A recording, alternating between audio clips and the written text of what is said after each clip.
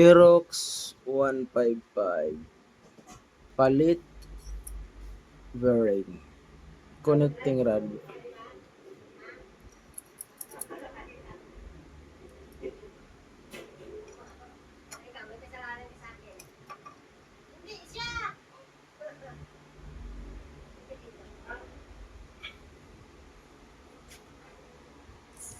Kailangan shoot na shoot.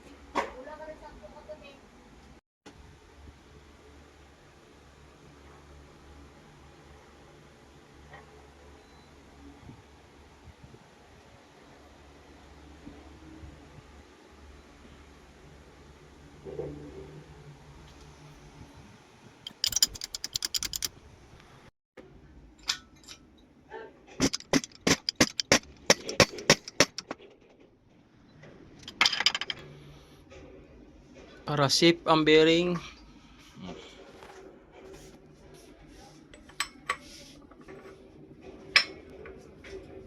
Proper ba para walang gas-gas.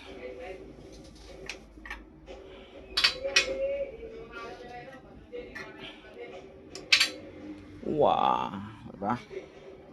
Dito sa Aerox 155, yung bearing natin, mabilis lang siya makita. Mga original na Iniski.